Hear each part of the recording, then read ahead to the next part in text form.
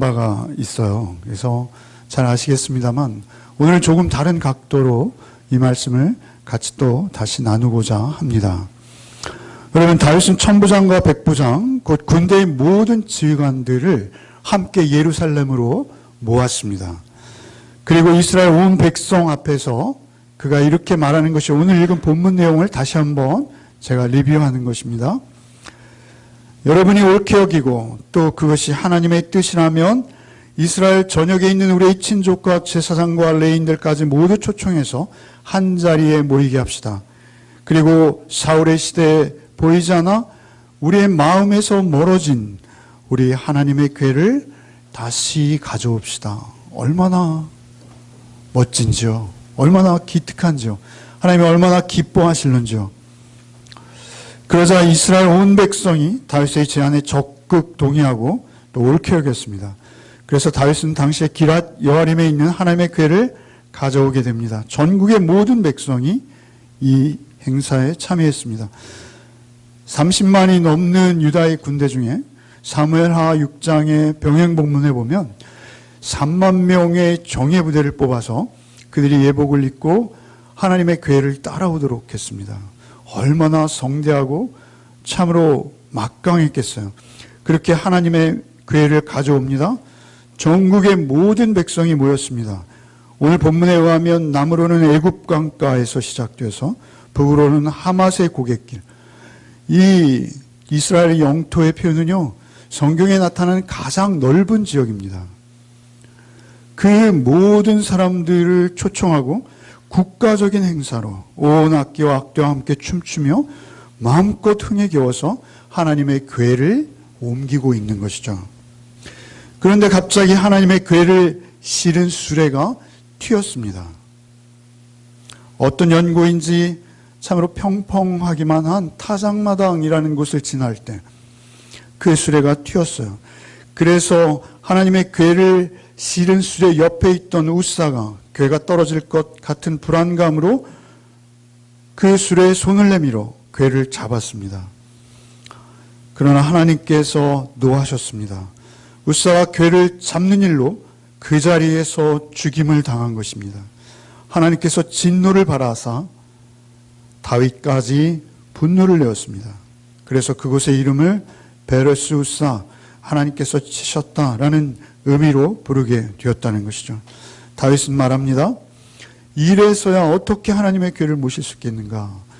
그래서 다윗의 궤를 옮기는 것을 포기하고 오벳에돔의 집으로 임시로 들여놓습니다. 그런데 놀랍게 오벳에돔의 집에 누구도 부정할 수 없는 하나님의 축복이 임합니다.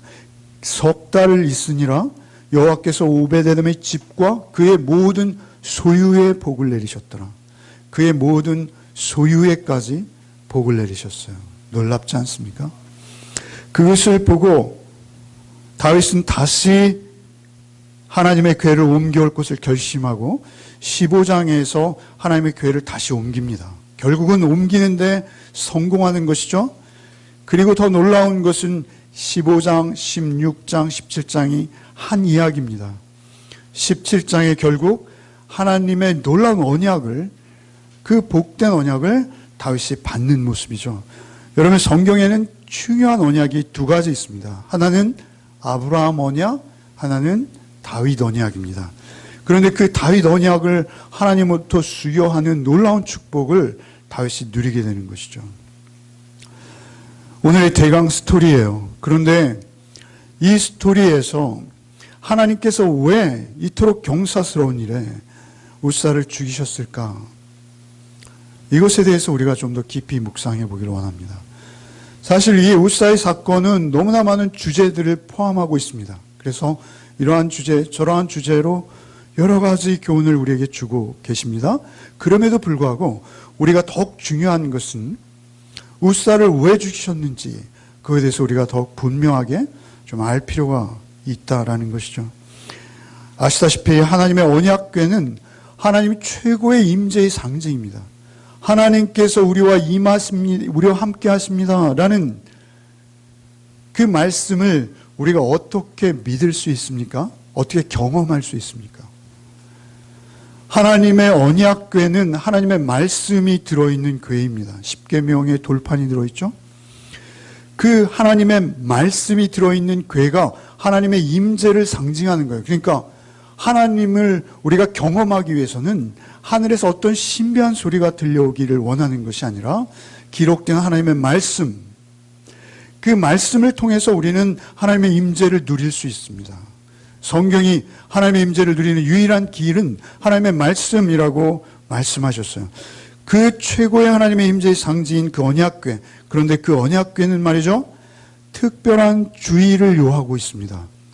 그 언약궤 앞에 서기 위해서는, 그 언약궤를 모시기 위해서는 하나님의 말씀, 하나님의 언약은 함부로 모실 수가 없는 것입니다. 그 말씀을 모시기 위해 하나님께서 우리에게 요구하시는 것들이 있다는 것이죠. 그것이 구약 성경에는 상징적으로 출애굽기 25장 14절로 15절에 그 채를 궤 양쪽 고리에 꿰어 궤를 매게 하며 그 채를 궤 고리에서 꿰n 대로 두고 빼내지 말며, 이렇게 말씀하세요. 언약 궤를 넣은 평평한 궤짝입니다. 그런데 그 궤짝은 너무나 거룩하고 그 궤짝은 우리의 경외의 대상이기 때문에 하나님 말씀, 하나님의 임재는 그렇습니다. 그 임재 앞에서 우리가 갖춰야 될 태도인 것이죠. 그래서 그 궤에 손을 대지 말게 하셨어요. 궤의 채를 꿰어서, 고리를 만들고 채를 꿰어서 궤를 들도록 했습니다. 그런가 하면 드는 방법을 지정하시고 또 누가 들 것인가까지 지정하셨어요. 민수기 3장 30절로 31절에 우시엘의 아들 엘리사바는 고핫 사람의 종족과 조상의 가문의 지휘관이 될 것이며 그들이 맡은 것은 증거궤와 상과 등잔대와 제단들과 성소에 봉사하는 데 쓰는 기구들과 휘장과 그것에 쓰는 모든 것이며, 이렇게 말씀하시죠. 고핫 자손만 언약궤를 맬 수 있어요. 아무나 맬 수 없다는 거예요. 하나님의 말씀은 하나님의 은혜로 하나님께 허락하는 자들이 섬길 수 있는 것입니다. 궤는 절대 거룩의 상징이죠. 하나님의 임재, 그 창조주의 하나님의 실질적 임재를 경험하는 가장 귀하고 구별된 그것이 하나님의 말씀입니다. 그 궤를 만질 수 없게 구리에 꿰어서 매게 하셨어요. 민수기 4장 15절에 고핫 자손들이 와서 맬 것이니라. 그러나 성물을 만지지 말라. 그들이 죽으리라. 이렇게 경고하셨습니다. 성물을 만지지 말라. 그들이 죽으리라. 하나님의 성물, 하나님의 말씀을 함부로 인용하고 함부로 만지고 함부로 범하며 우습게 여기거나 경홀히 여길 때 하나님께서는 그냥 넘기지 않으시겠다. 이렇게 말씀하시는 거예요. 저들은 오히려 자신들의 권위와 화려함을 쫓아서 하나님의 언약궤를 수레시는 것입니다. 이것을 많은 주석가들은 인본주의로 해석하고 있습니다. 역대상 오늘 본문 2절 말씀, 다윗이 이스라엘 온 회중에게 이르되 너희가 좋게 여기고 또 우리 하나님 여호와께로 말미암았으면 우리가 이스라엘 온 땅에 남아있는 우리 형제와 또 초원에 딸린 성읍에 사는 제사장과 레위 사람들의 전령을 보내 그들을 우리에게 모이게 하고, 그 다윗이 가장 지금 비중을 두고 신경을 쓰는 대상이 있어요. 그 누구입니까? 이스라엘 백성이죠. 맞습니다. 이스라엘 백성은 염두에 넣어야죠.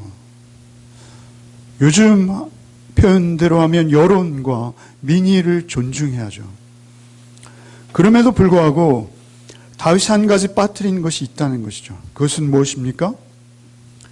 그것은 여호와께 여쭙지 않았다는 것입니다. 여호와께서 좋게 여기시면 이라는 전제만을 달고 있는 것이죠. 그래서 많은 주석가들의 주장은 그런 것이죠. 여러분 5절에 보시면 말이죠. 5절에 메어오고자 할세, 이렇죠? 6절에 보면 어떻게 합니까? 메어오려 하니. 그런데 7절에, 5절에 메어오고자 할세, 6절에 메어오려 하니 하는데 7절에 갑자기 궤를 새 수레에 싣고 아빈나답이 집에서 나오는데 어떤 영문인지는 모르겠어요. 그들이 분명히 메워와야 하는 것도 알고 있었고 메워오려고도 했습니다. 그럼에도 불구하고 갑자기 새 수레에 싣고 아비나답이 집에서 나오고 있다는 것이죠. 여러분, 우리가 성경을 보면 새 수레에 실는 것은 우상입니다. 이사야서에 여러 번 반복되는 표현이에요. 그런가 하면 사실 기랏 여아림으로 가 있는 하나님의 궤는 말이죠, 벳세메스로 올 때 송아지가 끄는 새 수레에 실려서 왔어요. 여러분 잘 아시죠? 암소, 그죠? 새끼 벤 암소, 새끼 바로 나온 암소. 한 번도 멍에를 메워보지 않은 암소에게 그 멍에를 메우기 위해서 그것을 실었는데 놀랍게도 그들이 벳세메스로 곧장 울며 좌우를 돌아보지 않고 왔던 기억이 있죠. 그렇게 그들은 수레에 실는 것이 더 정중하고 더 멋지고 하나님을 더 경외하고 하나님 앞에 정성을 다하는 자신들의 열심이라고 여긴 것입니다. 그러나 그것은 하나님이 지정하신 방법이 아닌 거예요. 하나님께서는 우리가 더 인격적으로 말씀을 통해서 살아계신 말씀으로 우리가 인식하고 그 말씀과 교제하기 원하시는 것이죠. 어찌되었던 그들은 그렇게 수레에 싣고 하나님의 언약궤를 수레에 싣고 들어옴으로 인해서 참으로 무섭고 끔찍한 일을 경험하게 되는 것이죠. 여러분, 이 사건은 굉장히 중요합니다. 여러분, 우리가 사무엘서나 열왕기 상하에 보면 그 다윗의 그 잘못된 점들이 많이 등장하고 있어요. 그죠? 밧세바와 사건. 여러분 아시잖아요. 그죠? 우리아를 전장에 내보내 의도적으로 죽인 사건. 그런가 하면 다윗의 많은 실책들이 등장하고 있습니다. 그럼에도 불구하고 역대기에는 다윗의 실정들을 하나도 기록하지 않았어요. 다윗을 완전한 하나님의 사람으로 표현했어요. 다윗의 약점을 되도록이면 숨겨주고 있는 것이 역대기 기자의 의도입니다. 그런 것들이 하나도 밧세바의 사건이나 우리아의 사건 언급조차 하지 않습니다. 그럼에도 불구하고 왜 이 사건을 기록했을까요? 아니요. 사무엘하 6장에 이 사건이 나오는데요. 사무엘하 6장 병행 구절에는 간단해 오히려 기록된 것이. 한 장에 전부 끝나고 있어요. 그런데 역대상에는 말이죠. 오늘 13장으로 시작해서 14장 잠시 다른 이야기를 삽입했습니다만 15장, 16장까지 이어지고 있어요. 그리고 사무엘 하의 기록보다 훨씬 풍성한 내용을 담고 있어요. 왜 이렇게 기록했을까요? 사실은 이 역사의 기록의 1차 독자는 바벨론에서 돌아온 포로들입니다. 그들에게 하나님을 섬기고 하나님의 나라를 세우고 하나님의 백성으로 사는 데 있어서 이 교훈만큼은 반드시 잊지 말아야 하는 거예요. 잊지 말아야 할 뿐만 아니라 그들의 평생에 가장 중요한 교훈으로 삼아야 하는 것이죠. 그래서 이 사건을 그들의 출발 시에 그 아픈 상처를 다시 들춰내서 그들에게 교훈하고 있다는 것이죠. 하나님께서는 우리의 과정보다도요, 우리의 인격을 더 중요하게 보십니다.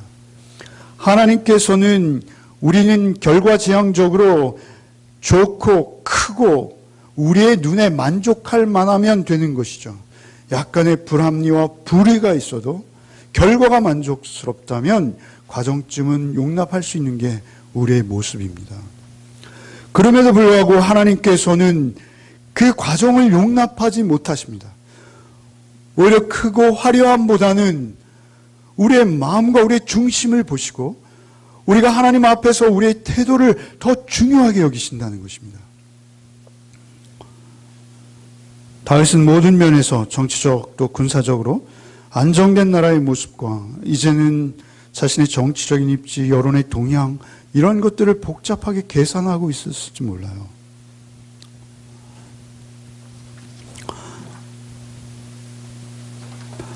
그래서 하나님께 여쭙기보다는 다윗은 늘 하나님께 여쭙는 것이 다윗의 특기 아닙니까?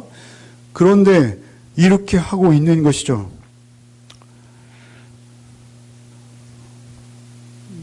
우리도 늘 이런 유혹이 있습니다. 역대 우리 교회사는 말이죠. 다 이 유혹에 쓰러진 증거들이에요. 여러분, 우리 중세 면죄부를 교회에서 팔지 않았습니까? 인간이 하나님의 말씀을 어디까지 왜곡시킬 수 있는지 볼 수 있는 거예요.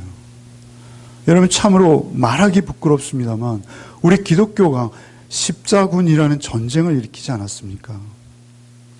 하나님의 말씀을 우리가 왜곡시키거나 우리의 욕심과 우리의 생각대로 보면 하나님의 열심, 하나님을 향한 우리의 열심이 오히려 하나님의 영광을 가리고 하나님을 욕되게 하는 첩경이 될 수 있다는 것입니다.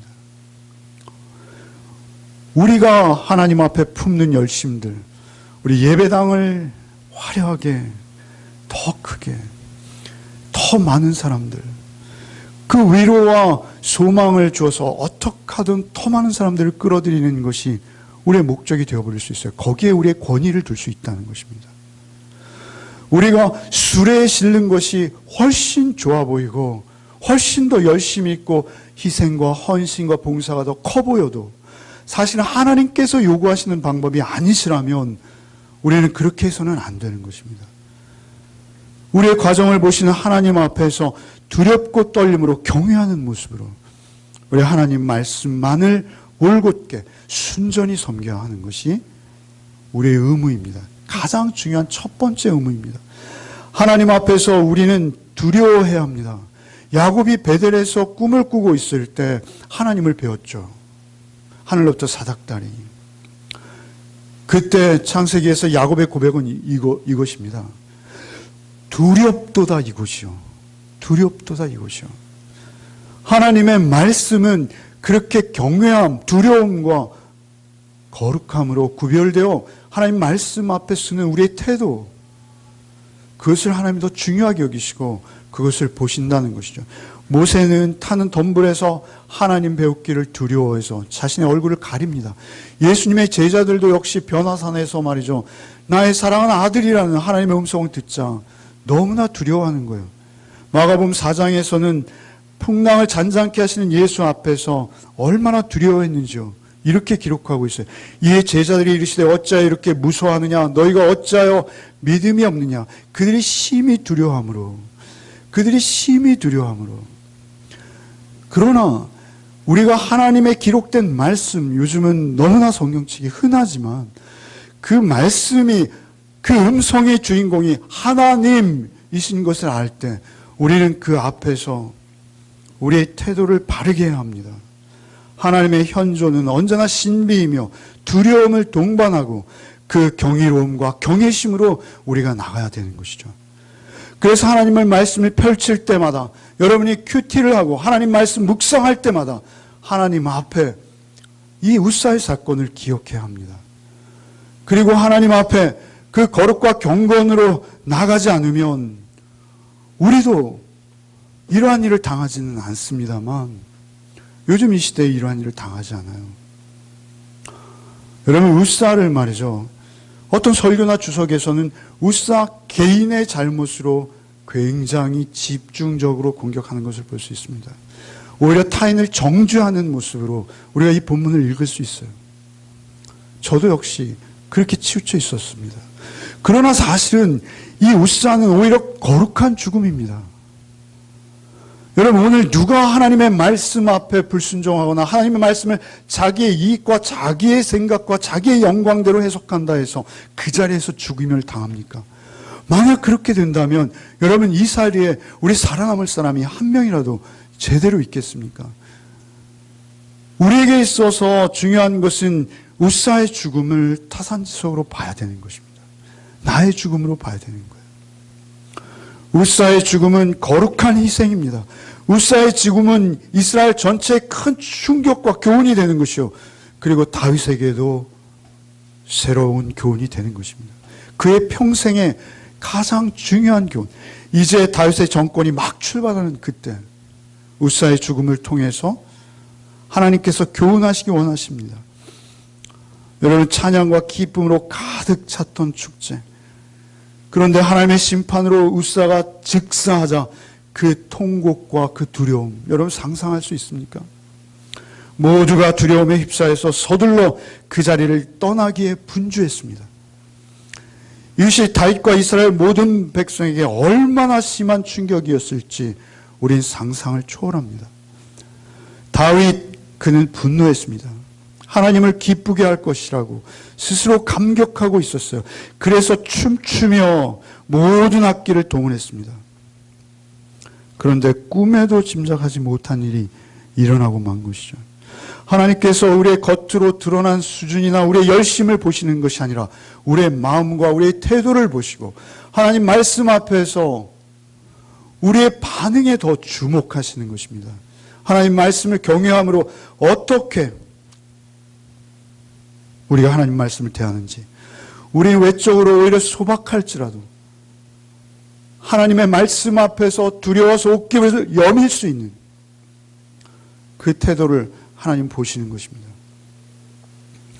여러분, 12장 40절에 보면 기쁨이라는 단어가 나와요. 12장 40절에 맨 마지막 줄에 이스라엘 가운데 기쁨이 있었다라고 말합니다. 이 기쁨이 있었다는 것은 말이죠, 12장 23절에 연유합니다. 12장 23절에 싸움을 준비할 군대 지휘관들이 헤브론에 이르러 다윗에게 나와 여호와의 말씀대로 사울의 나라를 그에게 돌리고자 하였으니 여호와의 말씀대로 여호와의 말씀을 쫓아 살 때 기쁨이 있는 거예요. 그게 진정한 기쁨인 거예요. 우리의 착각으로 인한 기쁨이 아니라는 것입니다. 우리의 진실한 기쁨은 하나님의 순종하고 하나님 말씀대로 살 때 기쁜 거예요. 정말 다윗이 기뻐하는 것은 이제 이후로 15장, 16장에서 볼 수 있어요. 오히려 옷이 흘러내리는데 말이죠. 자신의 아내가 자기를 보고 비하하는데도 말이죠. 전혀 아랑곳하지 아니하고 하나님 앞에 몰입하고 있는 다윗의 기쁨. 하나님이 함께하는 기쁨은 그것을 누린 자만 알 수 있는 거예요. 인간의 눈과 인간의 시선에 의식되어지는 기쁨이 아니라 하나님의 임재를 직접 경험함으로 오는 기쁨인 것이죠. 그 기쁨을 다윗은 곧 누리게 될 것이죠. 그러나 그 기쁨을 누리기 전에 하나님께서는 하나님 앞에서 이 태도를 바르게 교정하시기 원하시는 거예요. 바르게 잡기 원하시는 거예요. 말씀 앞에서의 우리의 태도입니다. 철저하게 하나님의 뜻을 물어야 한다는 것이죠. 3절에 보시면 이렇게 기록합니다. 우리 하나님의 궤를 우리에게 옮겨오자. 사울 때에는 우리가 궤 앞에서 묻지 아니하였느니라. 다윗은 말이죠, 성경 전체를 통해서 가장 아름다운 사람이에요. 저는 그렇다고 봅니다. 그가 왕이 되자요, 자기가 왕권을 가지고 이스라엘을 지배하겠다는 것이 아니라 이스라엘을 하나님의 말씀으로 섬기겠다는 갸륵한 마음으로 하나님의 궤를 예루살렘으로 옮기기 원한 거예요. 우리가 그동안 멀리했던 하나님의 궤, 우리의 마음으로 하나님께 여쭙지 않았던 이 죄악을 주님 앞에 회개하는 마음이었을 거예요. 그럼에도 불구하고 그것이 하나님의 방법이 아닐 때 하나님은 그것을 치신다라는 것을 우리에게 교훈하시는 거예요. 역대기상 10장 13절로 14절, 사울의 죽음은 한 가지예요. 사울의 죽음의 이유는 한 가지예요. 하나님의 말씀을 경히 여긴 거예요. 여러분, 역대기 10상 10장, 오늘 본문 바로 앞에 10장 13, 14절 한번 읽어볼까요? 13, 14절 한번 읽겠습니다. 10장 13절 14절. 사울이 죽은 것은 여호와께 범죄하였기 때문이라. 그가 여호와의 말씀을 지키지 아니하고 또 신접한 자에게 가르치기를 청하고 여호와께 묻지 아니하였으므로 여호와께서 그를 죽이시고 그의 나라를 이새의 아들 다윗에게 넘겨주었더라. 여호와께 묻지 아니하였으므로. 여러분, 우리가 하나님의 뜻을 따라 살지 않으면 우리는 세상 사람과 전혀 구별되지 않아요. 여호와께 묻지 아니하였으므로 그의 죽음의 직접적인 이유는, 원인은 그가 하나님께 묻지 아니하고 신접한 자에게 묻은 거예요. 신접한 자는 누구입니까? 율법에 죽이라고 명령하신 귀신 들린 사탄에게 묻고 있는 거예요. 하나님께서는 그를 치지 않을 수 없으셨어요. 여러분 14장 한번 보시죠. 14장 10절 보면 다윗이 하나님께 물어 이르되, 그죠? 10절 바로 밑에 14절 보시죠. 다윗이 또 하나님께 묻자온대. 다윗은 모든 영역에서 하나님께 늘 묻고 있는 태도예요. 앞으로도 다윗의 생애를 볼 때 제일 많이 등장하는 문구 중에 하나일 거예요. 하나님께 여쭙는 거예요. 여러분, 다윗이 감당하는 것들은 다 전쟁입니다. 그런데 다윗은 전쟁에서 진 적이 없어요. 여러분, 우리는 이 다윗의 전쟁을 우리의 영적 전쟁으로 보아야 한다라는 걸 알고 있어요. 여러분, 그 영적 전쟁에서 말이죠, 하나님의 뜻 위에 서 있지 않으면 우리는 승리할 수 있는 길이 없습니다. 전혀 없습니다. 우리가 하나님의 말씀으로 무장되어지지 않으면, 말씀과 성령의 검을 들지 않고 하나님께서 우리를 이기게 할 수 있는 방법이 없어요. 하나님이실지라도. 우리는 오직 주의 말씀으로 공의와 사랑을 쫓아 주의 말씀, 주께 여쭙고 주께서 오케이 하신 그 말씀에만 순종하는 삶을 살아낼 때 우리가 하나님의 영광을 사는 것입니다. 언약 앞에서 우리의 태도가 우리의 생명인 것이죠. 여러분, 그런데 말이죠, 우리가 이것을 신약으로 확장할 필요가 있습니다. 계시의 점진성이죠. 여러분, 이 말씀 언약 궤는 누구입니까? 말씀이 육신이 되어 우리 가운데 거하시는 예수 자신이십니다. 태초에 말씀이 계시니라. 그 말씀이 하나님과 함께 우리와 계셨고, 그죠? 말씀이 육신이 되어 우리 가운데 거하심에 우리가 그 영광을 보니 아버지의 독생자의 영광이요 은혜와 진리가 충만한 그 말씀, 그 말씀으로 하나님은 우리를 찾아오신 거예요. 그게 예수이신 거예요. 그래서 그분의 이름이 임마누엘인 거예요. 마태복음 1장에 소개된 예수의 이름이 임마누엘이에요. 그래서 사실은 저는 이 말씀 묵상하면서 우사와 같은 자가 사도행전에도 나와요. 하나님께서는 그 말씀 앞에 자기의 영광을 위해서 하나님의 말씀을 거짓되이 여기는 자를 즉각 심판하지 않으세요. 그럼에도 불구하고 우리에게 그 거룩한 죽음을 보여주세요. 그게 누구입니까? 아나니아와 삽비라가 아닐까요? 여러분, 우리에게 있어서 말씀을 자기의 유익과 자기의 이익을 위해서 이용하는 자, 하나님이 가장 경멸하십니다. 무서운 거예요. 가장 끔찍해 보이는 거예요. 화려해 보이는 수레, 그 화려한 손을 들어서 수레를 잡고 내가 하나님의 말씀의 소유자인 것처럼, 내가 말씀의 가장 큰 권위자인 것처럼 하나님께 여쭙기는 고사하고 하나님의 완전한 공의와 사랑을 우리가 따를 수 없는 존재라는 것을 모른 채 우리가 보기에 좋은 예배당, 우리가 보기에 좋은 목사의 양력, 이러한 것들로 권위를 포장하고 하나님 말씀 자체의 권위에 대해서 반응하지 않는 세대, 우리의 세대가 아닐까요? 오히려 하나님의 말씀보다도 그 권위에 순종하는 우리의 모습, 하나님이 절대 용납하지 않으시겠다, 이렇게 말씀하시는 것이죠. 바벨론으로 너희가 포로해서 돌아왔니? 너희가 아무리 그럴듯한 나라를 세운다 하더라도 그 나라가 나의 온전한 말씀의 순종 앞에 있지 않냐면 아무것도 아니다. 이것을 우리에게 교훈하시는 거예요. 언약의 첫 단추를 잘 꿰어야 된다. 이렇게 말씀하십니다. 역대상을 읽으면 계속 영적 전쟁과 말이죠. 예배가 나옵니다. 제사제도, 찬양대, 문지기들을 세우고 말이죠. 제사를 다시 성대하게 드리기 시작하는 것이죠. 그런데 그 제사의 첫 단추를 끼울 때 중요한 것은 말씀의 온전한 순종과 태도를 하나님께서 첫 번째로 보시겠다는 거예요. 여러분, 예수께서는 하나님의 말씀에 완전한 순종을 보이신 유일한 인간이십니다. 예수께서는 온전한 순종을 보이셨어요. 죽기까지. 그 잔을 기꺼이 드시고 십자가에 죽기까지 순종하셨어요. 그래서 그 순종을 통해서 우리를 대속하는 대속자의 자격을 가지게 되셨습니다. 말씀이 육신이 되어서 오늘도 우리 안에 거하십니다. 그것은 무엇입니까? 그 말씀으로 우리가 우리 안에 있는 우사를 죽여야 한다라는 사실입니다.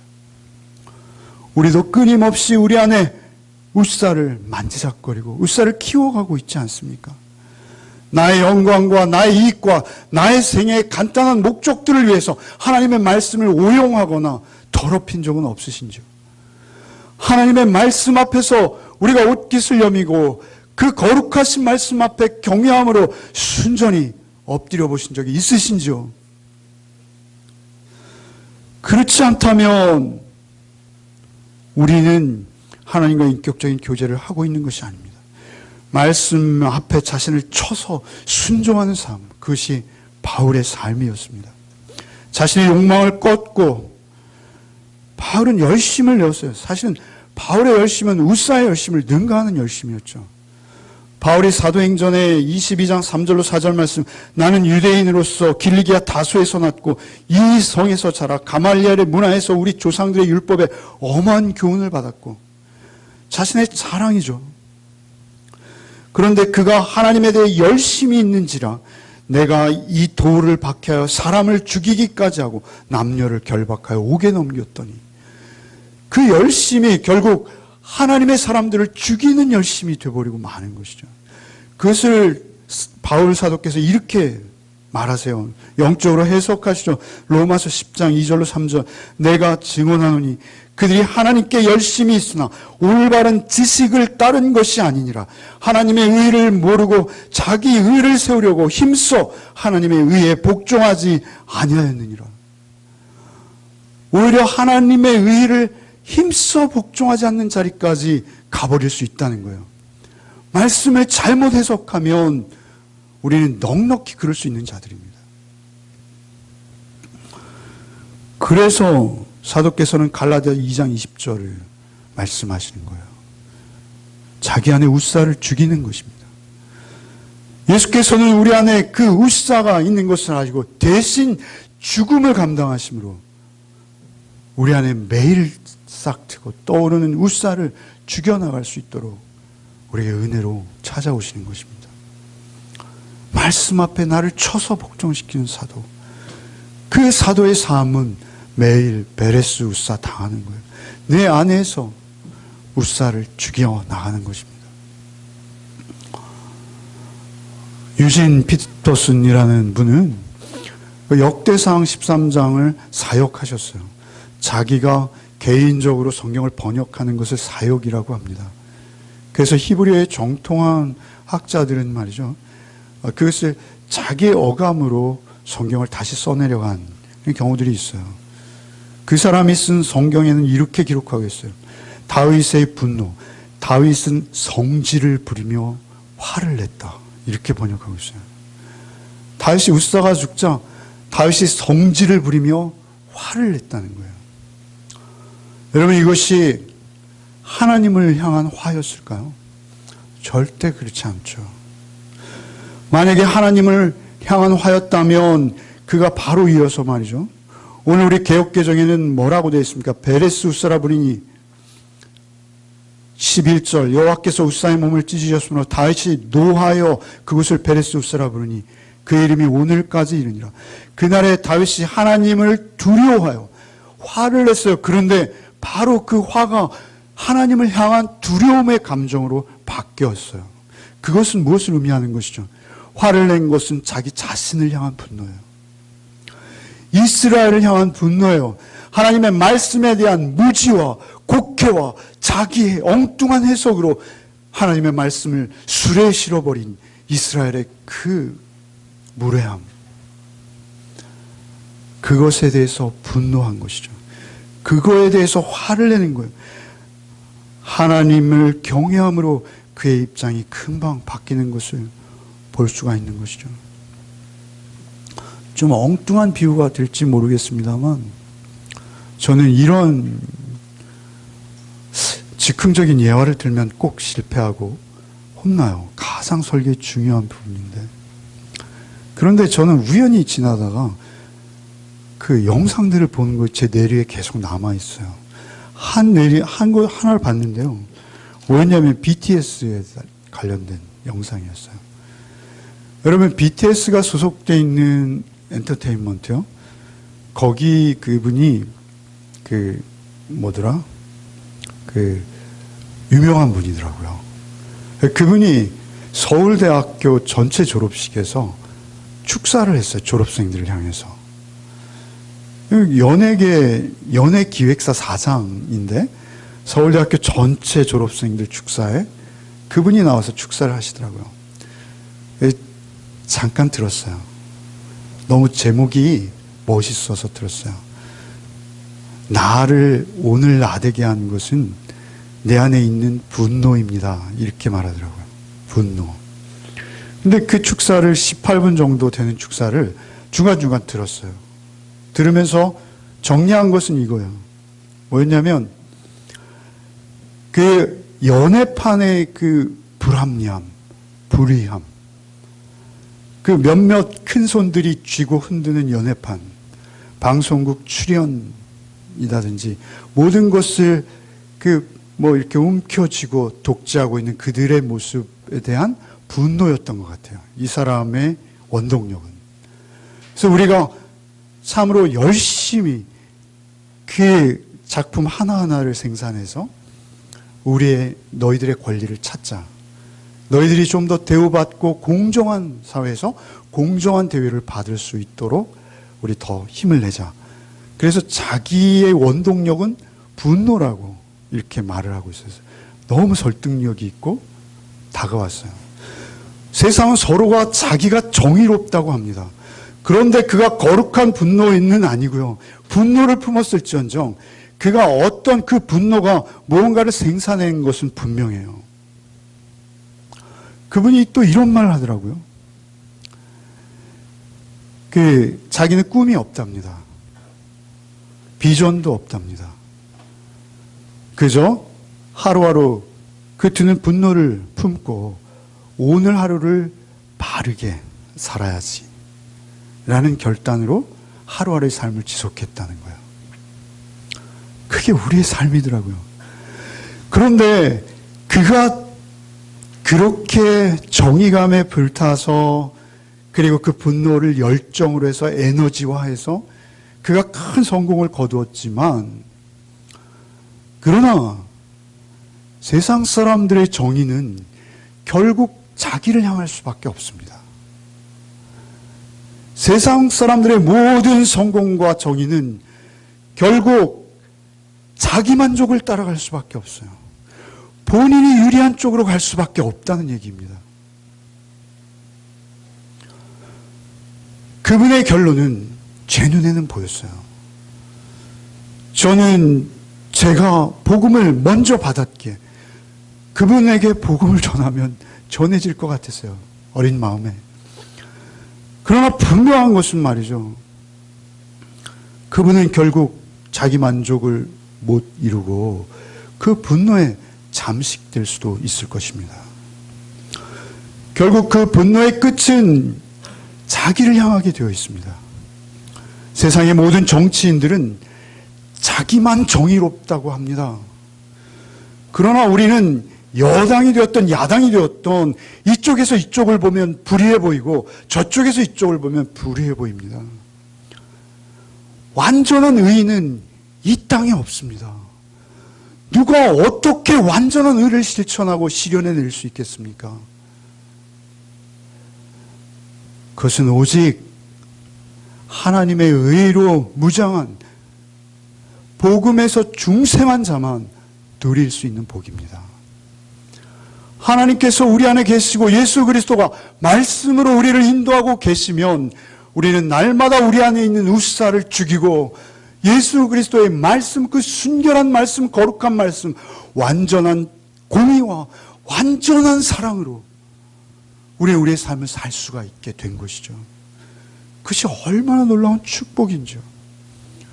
그것이 진정한 기쁨입니다. 그것만이 진정한 회복이요, 우리의 삶을 하나님께 온전히 드리고 하나님의 영광을 우리가 드러낼 수 있는 유일한 길이라는 것입니다. 여러분, 우리는 하루하루 삶 속에서 늘 예수, 말씀이 육신된 예수의 말씀으로 우리를 돌이켜봐요. 끝없이 반성. 저는 그분의 말 중에 이거 참 좋았어요. 뭐였냐면 자기 꿈이 없고 비전이 없다는 거예요. 그저 생각되는 대로 산다는 거예요. 그러나 그 자기 나름의 분노가 자기의 오늘의 삶을 만들었다, 이렇게 표현하더라고요. 우리가 더 예수의 말씀에 붙들려서 그 말씀 앞에서 내가 하나님을 경외하고 하나님의 거룩하심을 알고 그 거룩하심에 순종하는 삶을 살아내기 위해서 여러분이 하루하루 살아가는 삶을 살아낼 수만 있다면 여러분, 거기에 말씀이 육신에 우리 가운데 거하심에 우리가 그 영광을 보니 아버지의 독생자의 영광이요 은혜와 진리가 충만하더라. 그 은혜와 진리가 충만한 것을 여러분 자신이 스스로 드러내며 증거하는 삶을 살 수 있게 되어진다는 것이죠. 그것은 여러분 안에 있는 말씀이 그것을 가능케 하실 것입니다. 끝없이 반성하며 돌이켜보며 오직 하나님 뜻 안에서 사는 것, 우리의 특별한 꿈이나 비전은 없지만 우리가 그렇게만 살 수 있다면 단언하건대 그것보다 아름다운 삶은 이 땅에 없을 줄 믿습니다. 그것보다 행복한 삶도 이 땅에 없을 줄 믿습니다. 그것은 최후의 승리가 있기 때문에 그렇습니다. 그것은 이 땅에서의 만의 가치가 아니라 하나님 앞에 인정받는 영원한 가치로 하나님 앞에 이르게 되어지는 놀라운 능력이 있기에 그렇습니다. 그 말씀에 여러분을 온전히 의탁하십시오. 그 말씀 앞에 더 경건하시기 바랍니다. 그 말씀을 더 경외하시기 바랍니다. 그 말씀 앞에서 더 두렵고 떨리는 마음으로 그 말씀을 들으시기 바랍니다. 성령께서 여러분을 도와주실 줄 믿습니다. 그 말씀이 들려올 때마다 그 완전한 공의와 사랑이 여러분을 설득하실 것입니다. 그렇게 설득되어진 여러분의 삶은 여러분 누구도 빼앗아갈 수 없고 누구도 침범할 수 없고 그 삶은 영원한 별과 같이 하나님 앞에서 인정되어지는 놀라운 축복의 삶으로 하나님께서 자리매김해 주실 줄 믿습니다. 한 주간의 삶 속에서도 오직 내 안에 우사를 죽이고 예수로 사는 복이 저와 여러분에게 있기를 바랍니다. 주님, 참으로 감사합니다. 주, 우리의 외형적인 어떠함보다 우리의 마음과 우리의 영혼이 하나님 앞에서, 말씀 앞에서 우리의 태도를 보시는 주님, 주, 우리를 긍휼히 여겨 주옵시고 오직 완전한 거룩, 완전한 공의, 완전한 사랑의 주의 말씀 앞에서만 온전히 순종하며 우리의 옷깃을 여미고 주의 말씀으로 나를 쳐서 내 안에 무성한 우사들을 죽이고 오직 주님 한 분만으로 살아내는 복이 우리에게 있게 하여 주옵소서. 하나님을 향한 오히려 거룩한 분노를 잊지 않고 항상 하나님 말씀의 기준에 맞춰서 주님 손 잡고 우리 한 삶을 살게 하여 주옵시되 한 주간의 삶이 그렇게 주님의 말씀과 온전한 동행을 이룬 삶이 되게 하여 주옵소서. 예수 그리스도의 이름으로 기도하옵나이다. 아멘. 이제는 우리 주 예수 그리스도의 은혜와 하나님 아버지의 크고도 극진하신 사랑과 성령의 내주, 교통, 감화, 충만케 하시는 은총이 오직 내 안에 우사를 죽이고 예수의 말씀을 쫓아 완전한 의와 완전한 사랑의 삶을 살아내기로 새롭게 결단한 오직 가족들 위해 이제로부터 영원토록 함께 계실지어다. 아멘.